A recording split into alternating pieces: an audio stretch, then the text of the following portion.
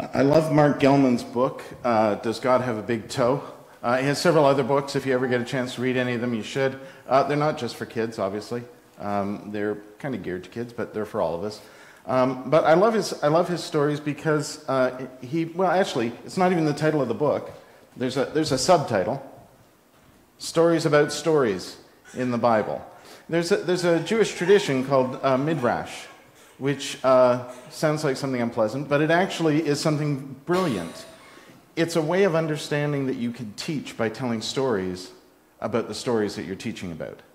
And in his introduction, actually, to this book, Mark Gellman talks about that a bit, and he says, the thing is, there's two ways that you can explain a story.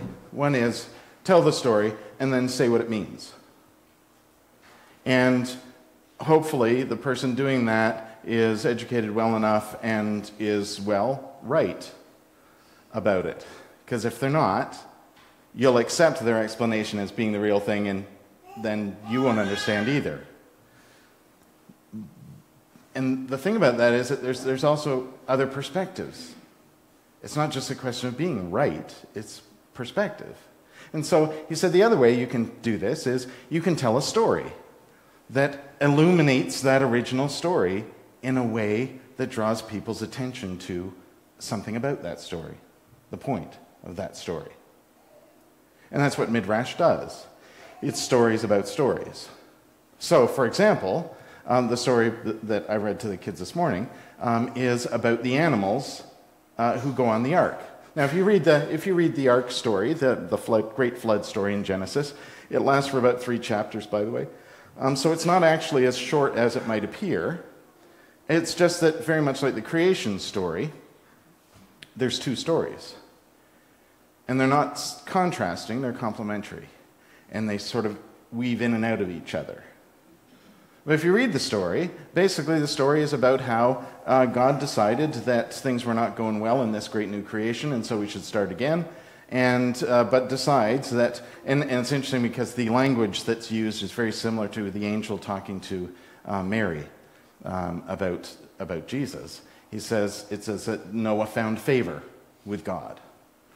And so God decides that he, Noah, would be the one he and his family, he'd build an ark, save all the animals, and it does not just say this, but foliage, obviously, as well. And then he'd put all the animals on the ark, they'd go 2 by 2, etc., etc. You know the story, right? You're familiar with the story. Yes? When did you learn it? Yes, you did. And that's just it. That's where we learned the story. We learned the story in Sunday school, and we don't hear it very often, except in Sunday school. You might wonder why that is, and I actually don't have an answer for that. Other than it's actually a difficult story to explain, because it basically says that God decided things weren't going the right way, and that's it for you then, except for Noah, and we'll start again. Which then begs the question, why didn't God do that again? Since, let's face it, things aren't necessarily going great now. Or are they? I'll let you think about that. The thing is that the story is, that flood story is really kind of interesting because it has some really interesting detail in it, and then it leaves a whole pile of stuff out. Like, for instance, it says in the story quite clear directions on how he's to build the ark. What wood it's supposed to be made from, how big it's supposed to be, even to the point where it says that it should have a lower deck and then 2 and 3 decks below that. And then it goes on with the rest of the story. My question to you is, who got to sit where? Because if you've ever been on a cruise ship, and I actually have not, but lots of people take cruises, right? And I know some of you remember in the old days there was a thing called steerage. Please tell me you don't, because that'd be like 19th century.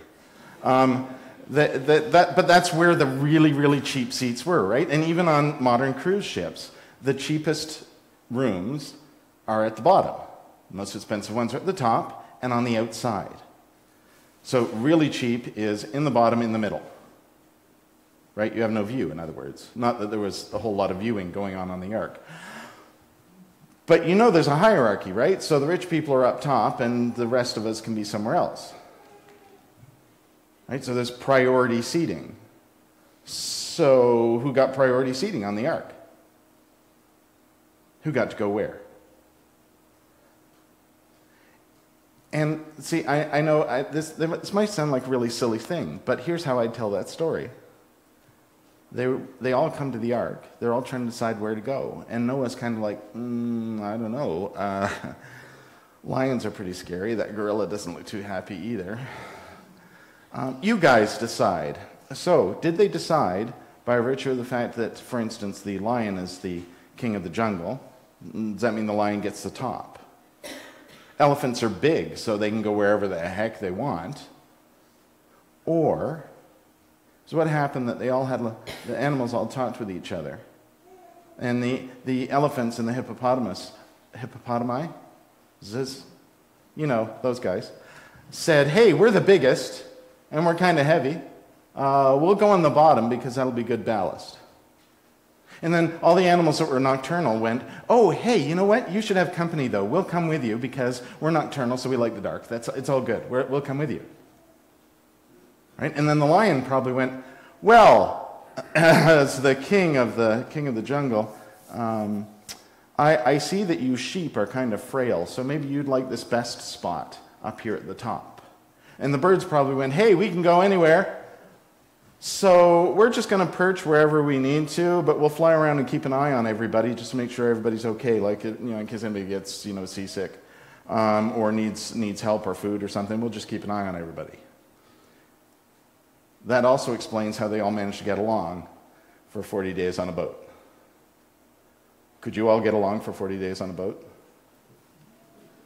You want to say yes, don't you? But in the back of your mind, you're thinking, oh, hell no.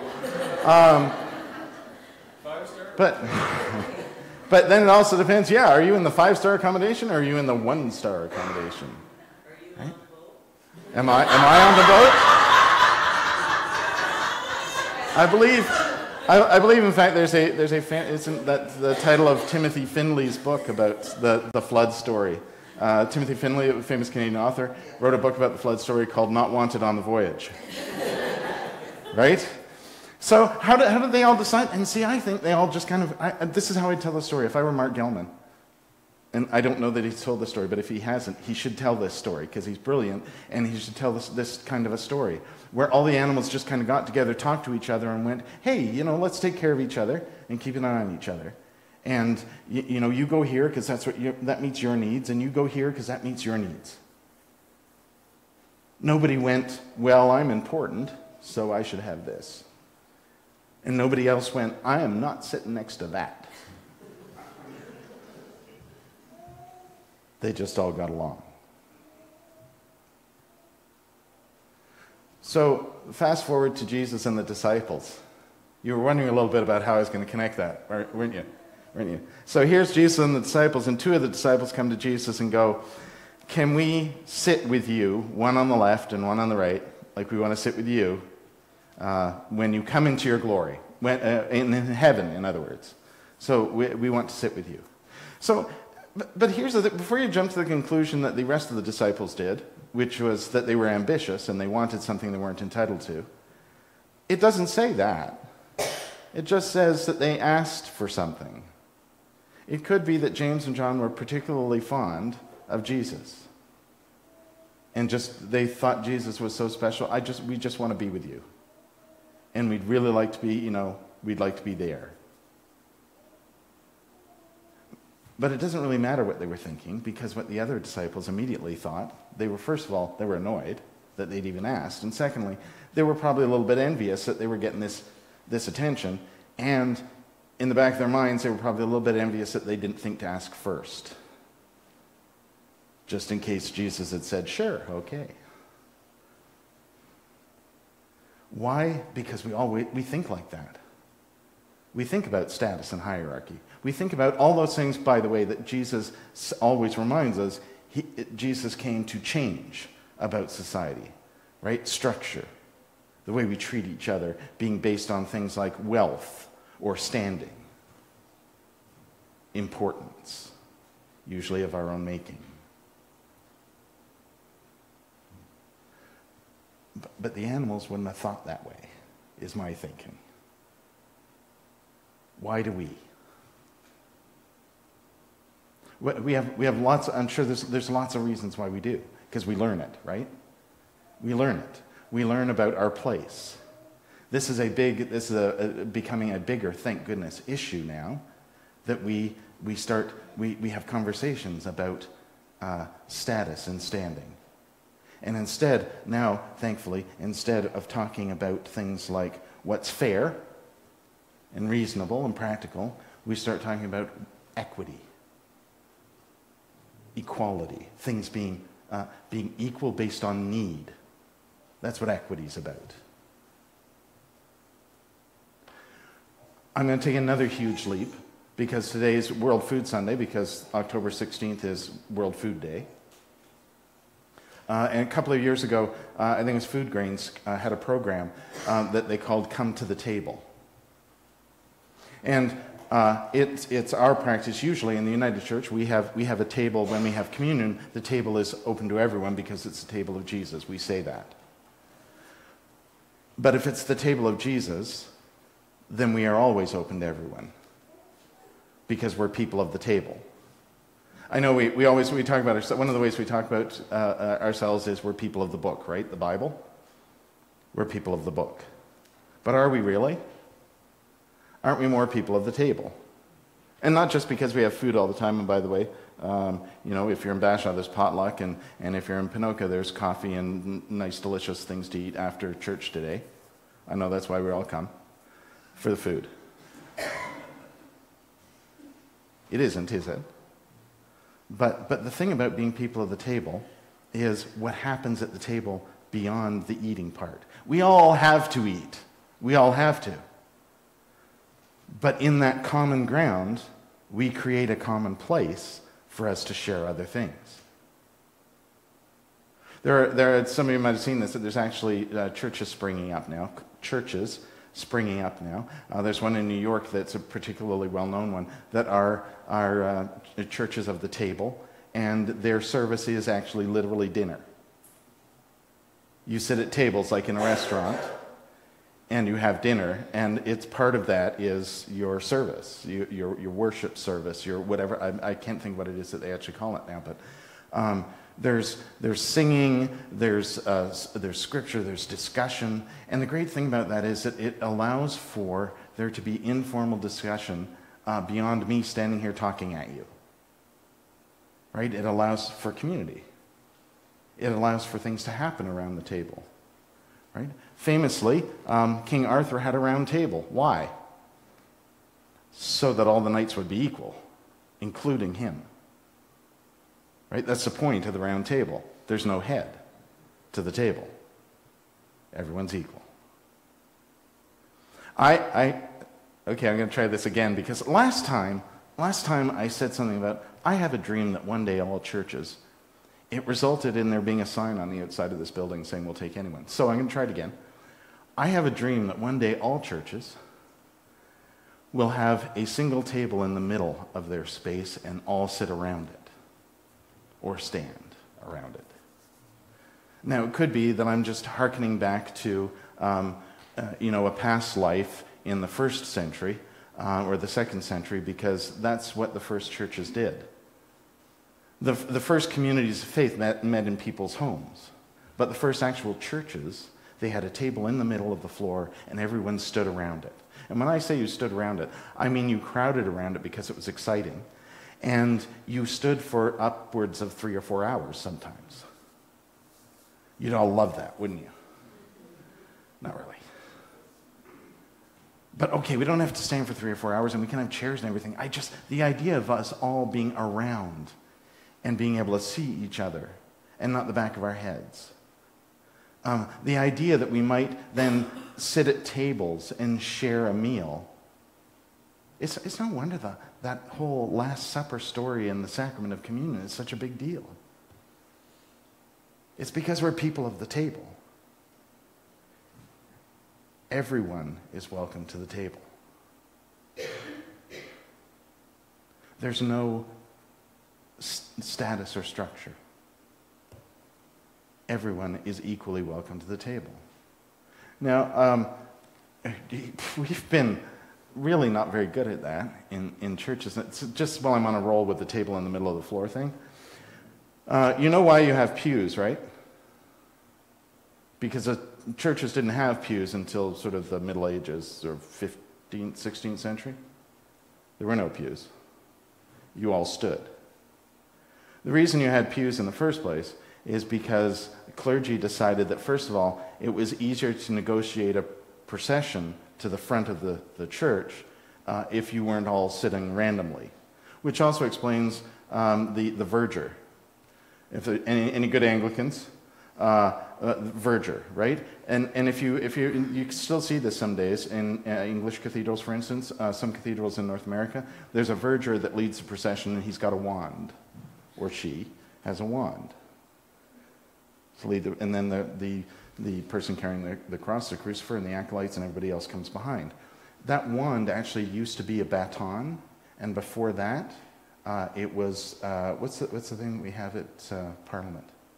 Mace. It was a mace before that. Do you know why? Because that way he could get you out of the way. Because you'd be clamoring to reach the clergy. It's true. Not so much anymore. But it was to get you out of the way.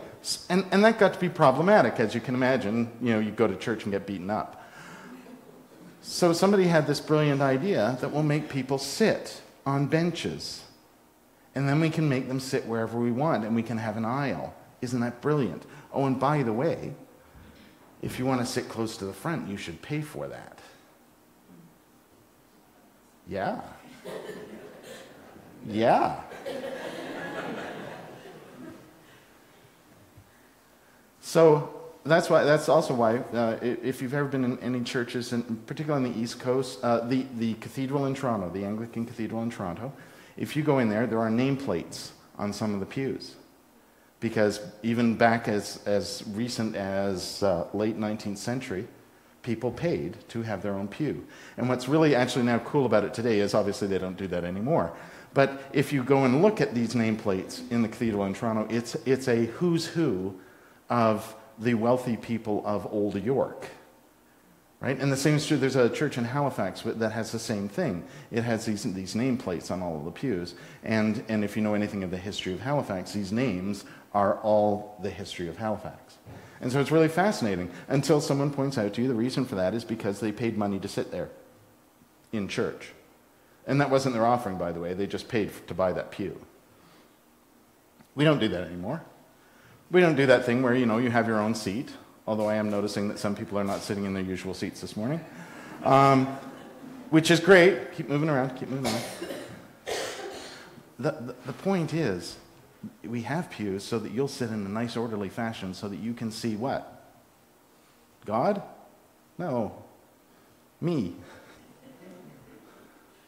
You don't want to see me. That's not why you come to church. You come to see each other. And hopefully have an experience of God and the Spirit that refreshes you and gives meaning to you. Can you do that by simply sitting there and staring at me?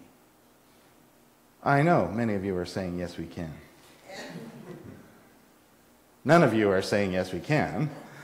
But here's the other thing, though, is that many people, and I know it's ridiculous, we want to say it's ridiculous to say this, but many people will come on a Sunday when there's potluck, or there's a soup and a bun, or hot dogs, or some food of some kind.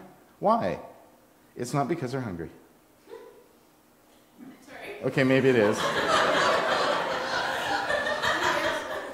It's because something very important accompanies that.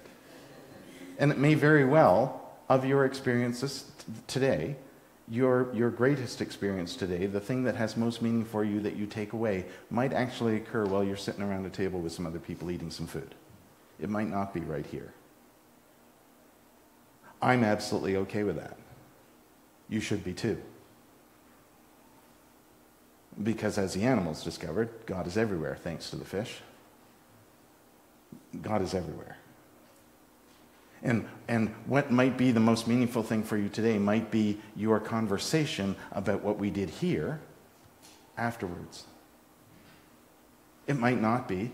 It might be this moment right now. It might have been the first hymn. It might have been the learning together. It might have been any of those pieces, which is all the more reason why we should gather together to do those pieces. All the more reason why we should join in doing that equally. It's also all the more reason why we should share of ourselves equally. And particularly on a day like today, remind ourselves that everyone is entitled to food. Everyone is entitled to be fed. Not just spiritually, but really. And there's many ways that we can ensure that that happens. There's many organizations that support it that you can participate in. Our local food banks, for example. Food Grains is another one. Mission and Service is another one. There are many ways in which you can participate by either giving something, food, or money to it in order to ensure that people are fed. You can also make a pot of chili and stand on a street corner one day when it's cold and with some cups and feed people. Yes, you can. I'm not demanding that you do that, but yes, you can. In fact, some organizations in our community do exactly that. They maybe don't stand on the street corner, but they invite people in and feed them. And I guarantee you that it's not just the food that is meaningful to people when that happens. It's the action of people being fed. It's the idea that people are sharing in something. It's the companionship, the connections that are made when those kind of things happen. It's about equity. It's about being equal based on, and sharing based on need. So when the other disciples are envious of those two disciples that say to Jesus, we'd like to sit either side of you, I wonder where they thought they were going to sit. Maybe they were thinking, one of them, in fact, I'm pretty sure that probably somebody like Peter was thinking, I'm the leader here. If anybody's going to be sitting next to Jesus, it's going to be me. I know you want to think, of course not. How dare you say that about St. Peter, a holy man? Except Peter really wasn't that holy at first. He was a fisherman. He was an ordinary guy, just like you and me, who learned something, who learned how to be more like Jesus. Peter was never Jesus, but he sure learned to be like Jesus. And we can too. Just like the other disciples. Just like the 2 that asked, and the 10 that maybe wondered why the heck those guys thought they were good enough for that. We learn that about ourselves, and we also learn about how we share ourselves with others. So today, going away from here today, I want you to think about what things are most valuable to you today of your experience of church. Not just the sitting in the pew part, the conversation part, the getting to know people part. What part was most meaningful for you today? Share that with others. Tell other people, especially people who aren't in the room. Share that with other people. What's important to you about being here as a community of faith, gathering together as people? Because maybe somebody you tell that to is somebody who's just dying to be fed. You don't know until you start telling people and sharing the story, right? So we don't just share goods and services. We don't just share who we are. We share our story. We share what's meaningful to us in our story with others. Perhaps that'll inspire them too.